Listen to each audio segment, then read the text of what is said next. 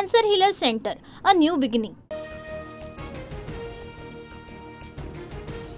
महिनाभरानंतर प्रशांत कोरटकरला तेलंगणामधून अटक. उद्या कोल्हापूर कोर्टामध्ये हजर केलं जाणार. सूत्रांची माहिती. छत्रपती शिवरायांच्या अपमानासह इतिहास अभ्यासक इंद्रजित सावंत धमकी प्रकरणी कोरटकरवर गुन्हा. विकृत इतिहास सांगणाऱ्या व्यक्तीला अटक झाली याचं समाधान. मात्र या चिल्लर माणसाला अटक करायला एवढा वेळ कसा लागू शकतो? इतिहास अभ्यासक इंद्रजित सावंतांचा सरकारला सवाल. सरकारला महापुरुषांचं अवमूल्यन करायचंय. सरकार पाठीशी होतं म्हणून पळून गेल्यानंतर कोरटकरला अटक. आरोपींना राज्याश्रय असल्यामुळे मुजोरी सुरू. सुषमा अंधारेंसह जितेंद्र आव्हाडांची टीका. सर्वपक्षीय बैठकीमध्ये आदित्य ठाकरे एकनाथ शिंदे आमने सामने. शिंदे खुर्चीवर बसताक्षणी आदित्य ठाकरेंनी तोंड दुसरीकडे फिरवलं. बैठक सुरू झाल्यानंतर आदित्य ठाकरे शिंदेंकडे रोखून पाहताना सुद्धा दिसले. एकनाथ शिंदे गुन्हेगार. आमच्या डोळ्याला डोळा मिळवण्याची ताकद कुठल्याही गद्दारामध्ये नाही. सर्वपक्षीय बैठकीत शिंदेंनी आदित्य ठाकरेंकडे नजर न ठेवल्यानं संजय राऊतांची खोचक टीका.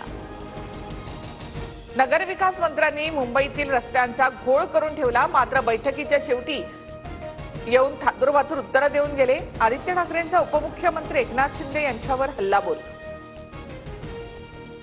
राज्यामध्ये चांगला कारभार चालला की विरोधकांना थातुरमातुर वाटतं. त्यांच्यासारखे घोटाळे केल्यास कारभार स्वच्छ वाटेल. शिंदेंवरील टीकेनंतर मंत्री शंभूराज देसाईंचं आदित्य ठाकरेंना प्रत्युत्तर. मुंबईतील युनिकॉन्टिनेंटल हॉटेलवर पालिकेची तोडक कारवाई. बेकायदेशीर बांधकाम पाडण्याचं काम सुरू. याच हॉटेलमधील सेटवर कुणाल कामराचा शो झाला होता. विधानभवन परिसरामध्ये उद्धव ठाकरे आणि छगन भुजबळ यांच्यामध्ये संवाद. भुजबळांकडून ठाकरेंना जय महाराष्ट्र. तुम्ही जय महाराष्ट्र चुकीच्या जागेवर उभं राहून बोलताय. ठाकरेंचा भुजबळांना मिश्किल उत्तर. मनसेच्या गुढीपाडवा मेळाव्याचा टीझर प्रदर्शित. 30 तारखेला शिवाजी पार्कवर राज ठाकरेंची तोफ धडाडणार. राज ठाकरे काय बोलणार याकडे लक्ष. आशिष शेलार झोलर. ते काय झोल करतात आम्हाला चांगलंच माहिती. आमचं तोंड सुटलं तर शेलारांना तोंड दाखवायला जागा राहणार नाही. राज ठाकरेंवरच्या टीकेला संदीप देशपांडे यांचं उत्तर. कल्याणमध्ये शिवसेनेचे माजी नगरसेवक मोहन उगले यांना महिलेकडून मारहाण. रस्त्याच्या भूमिपूजन कार्यक्रमावरून दोघांमध्ये वाद. व्हिडिओ सोशल मीडियावर व्हायरल.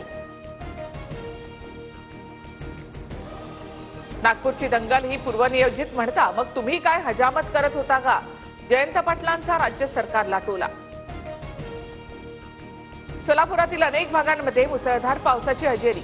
जोरदार वाऱ्यामुळे झाडांची पडझड.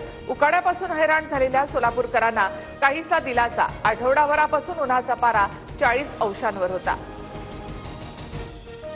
उन्हाळ्याचे आणखी 3 महिने शिल्लक असताना मुंबईवर मार्चमध्येच पाणी टंचाईचं संकट. बाष्पीभवनामुळे पाणीपुरवठा करणाऱ्या 7ही तलावांमधील पाणीसाठा कमी.